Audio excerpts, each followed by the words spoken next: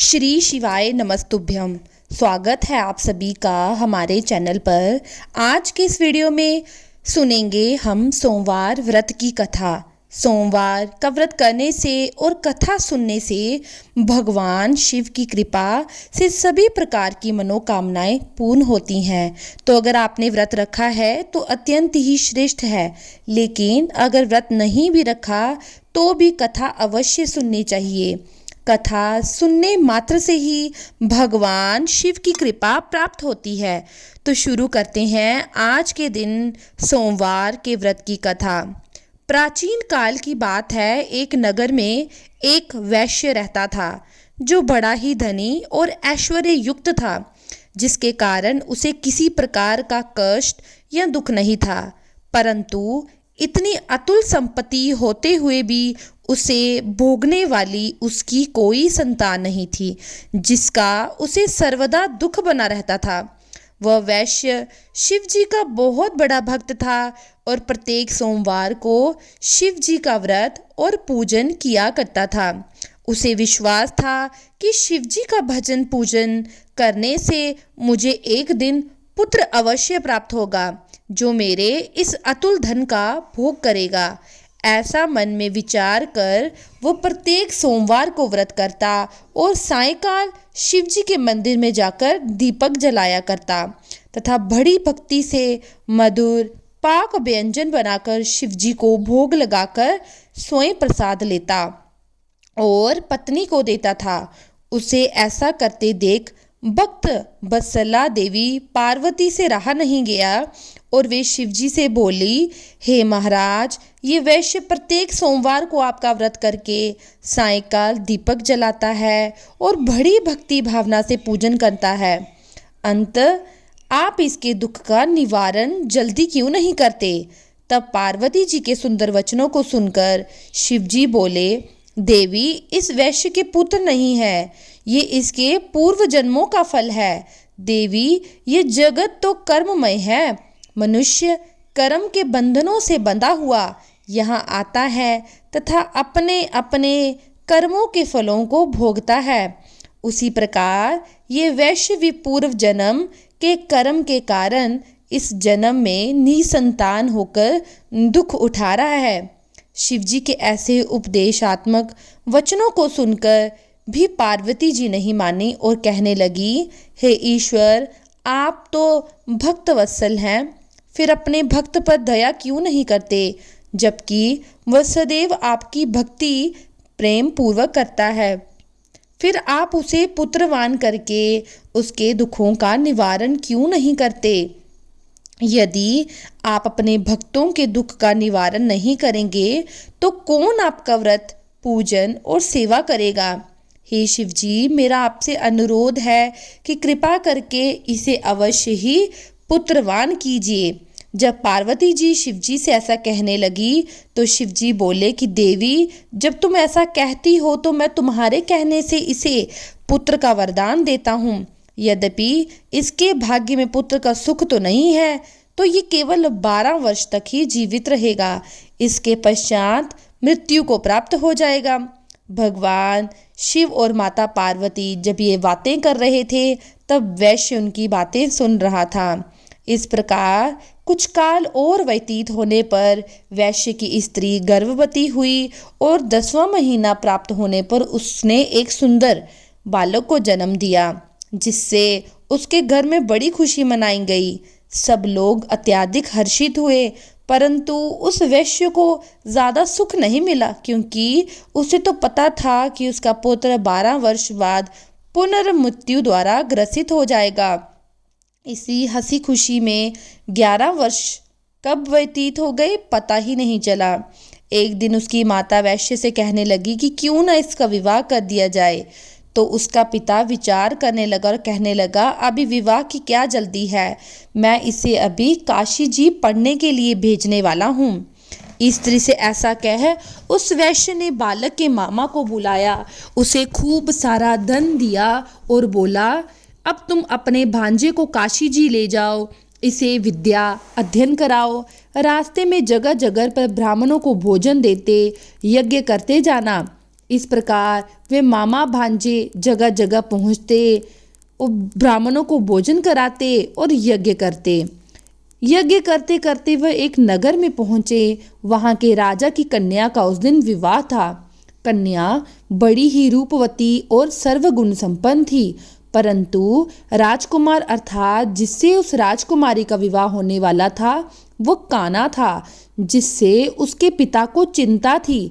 परंतु जब उसने वैश्य के पुत्र को देखा कि ये तो बड़ा रूपवान है, तो उसका विचार आया और वो मामा से कहने लगा कि थोड़े समय के लिए अपने भांजे को मुझे दे दो तो बड़ी कृपा होगी। थोड़ी देर की बात है, विवाह हो जाने के पश्चात हम इसे वापस कर देंगे और तुम्हें बहुत सारा धन देंगे। फिर तो बालक के मामा ने स्वीकार कर लिया। वर का पिता उसे वर बनाकर मंडप में ले गया।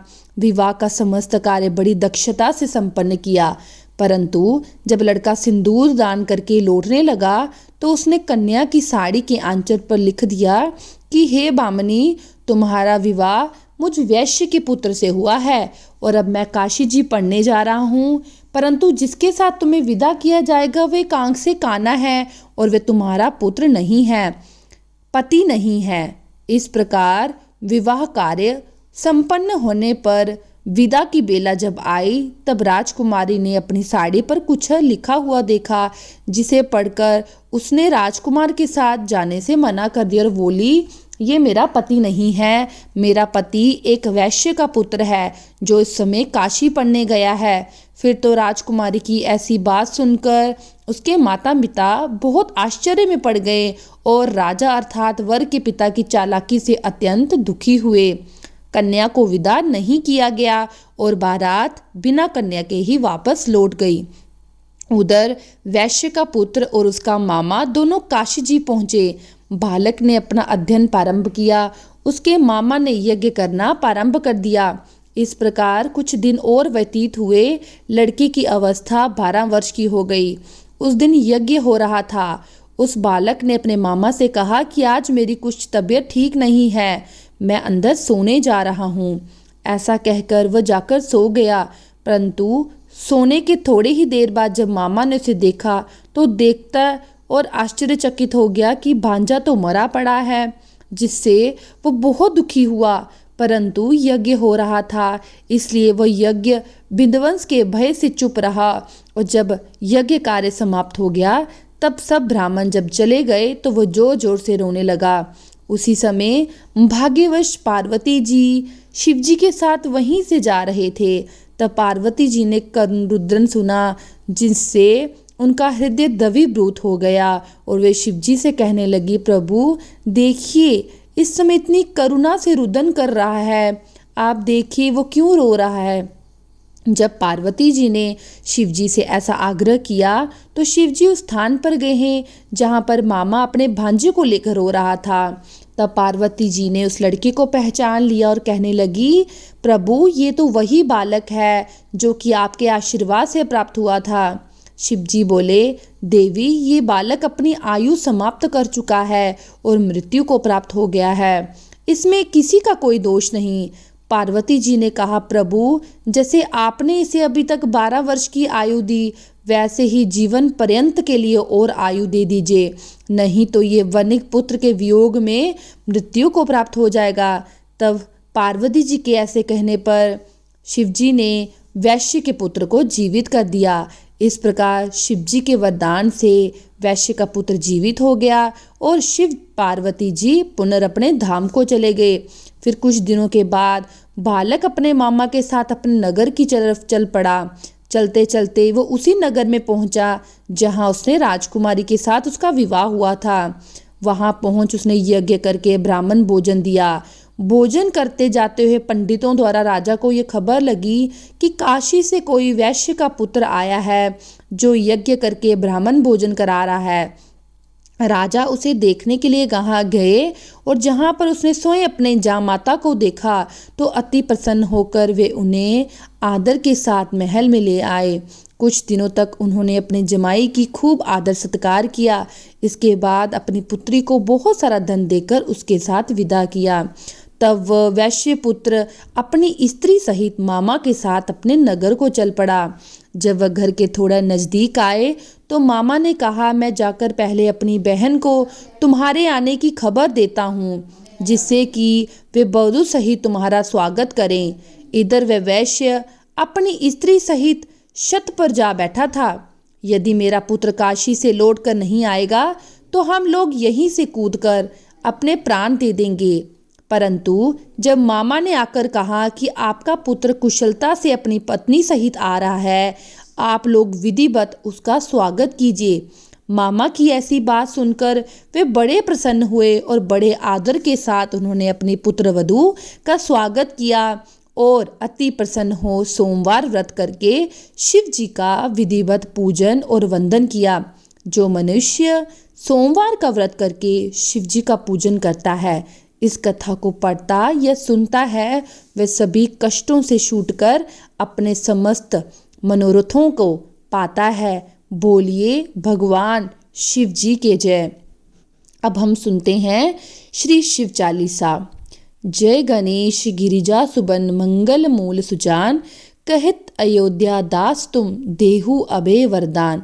जय गिरजापति दीन दयाला, सदा करत संतन प्रतिपाला। बाल चंद्रमा सोहत नीके, कानन कुंडल नाग फनीके। अंग गोर सिर गंग बहाए, मुंड माल तनार लगाए। वस्त्र खाल बादंबर सोहे, शवि को देख नाग मुनि मोहे। मैना माता की हवे दुलारी, वाम अंग सोहत शवि न्यारी। कर त्रिशूल सोहत शवि बारी, करत सदा शत्रु शंकारी। नंदी गणेश सो है तह कैसे, सागर मध्य कमल हो जैसे। कार्तिक शाम और गढ़ राव, ये शवि को कह जात न काओ। देवन जब जाए पुकारा, तब ही दुख प्रभु आप निवारा। किया उपद्रव तारक भारी, देवन सब मिले तुम्ह जुहारी। तुरंत षडानन आप पठायो, लव निमेष महार गिरायो। आप जलंधर असुर सहारा, सुयश तुमरो विदित संसारा। त्रिपुरासुर सन युद्ध मचाई, सब कृपा कर लीन बचाई। किया तप भागीरथ बारी, पूर्व प्रतिज्ञा तास सुपुरारी। दानिन महतुम सम कोई नाही, सेवक अस्तुत करत सदाही। वेद नाम महिमा तब गाई, अखद अनाद भेद नहीं पाई। प्रगटी उदत मंथन में ज्वाला, जरत सुरासर भय विहाला। कीन दया तह करी सहाय, नीलकंठ तब नाम कहाई। पूजन रामचंद्र जब किन्हा, जीत के लंका भविष्ण दिन्हा। सहस कमल में हो रहे दारी, कौन परीक्षा तबह पुरारी। एक कमल प्रभु राखे जोई, कमल नयन पूजन चह सोई। कठिन भक्ति देखी प्रभु शंकर, भय प्रसन्न दिए इच्छित वर। जय जय जय अनंत अविनाशी, करत कृपा सबके घटवासी। दुष्ट सकल नित मोह सतावे, भ्रमत रहो मोहे चैन न आवे। त्राह त्राह में नाथ पुकारो, यही अवसर मोहे आन उबारो। ले त्रिशूल शत्रुन को मारो, संकट से मोहे आन उबारो। मात पिता भ्राता सब होई, संकट में पूछत नहीं कोई। स्वामी एक है आस तुम्हारी, आए हरहु मम संकट भारी। धन निर्धन को देत सदाही, जो कोई जांच वो फल पाई। अस्तुत कह विधि कर तुम्हारी, क्षमहु नाथ अब चूक हमारी। शंकर हो संकट के नाशन, मंगल कारण विघ्न विनाशन। योगी यति मुनि ध्यान लगावे, नारद शारद शीश नवावे। नमो नमो जय नमो शिवाय, सुर ब्रह्मादिक पार न पाए। जो ये पाठ करे मन लाई, ता पर होत है शंभु सहाय। ऋणिया जो कोई हो अधिकारी, पाठ करे सो पावन हारी। पुत्रहीन कर इच्छा कोई, निश्चय शिव प्रसाद ते होई। पंडित त्रोषधि को लावे, ध्यान पूर्वक होम करावे। त्रोषधि व्रत करे हमेशा, तन नाहि ताके रहे कलेश। धूप दीप नैवेद्य चढ़ावे, शंकर सम्मुख पाठ सुनावे। जन्म जन्म के पाप नसावे, अंत दाम शिवपुर में पावे। कहे अयोध्या आस तुम्हारी, जान सकल दुख हरू हमारी। नित्य नेम कर प्रात ही पाठ, करो तुम मेरी मनोकामना पूर्ण। करो जगदीश मक्सर छठ है मंत्र, ऋतु संबत 64 जान। अस्तुतु चालीसा शिव पूर्ण किन कल्याण। और आइए अब हम सब लोग भगवान शिव जी का जयकारा लगाते हैं। जोर से बोलिए शिव जी महाराज की जय। हर हर महादेव। अगर आपको मेरी ये वीडियो पसंद आती है तो मेरे चैनल को लाइक, शेयर और सब्सक्राइब करना ना भूलें। और अगर आपको जानकारी उपयोगी लगती है तो आप ये चैनल दूसरों को भी बता सकते हैं और कमेंट सेक्शन में मुझे हर हर महादेव ज़रूर लिखें।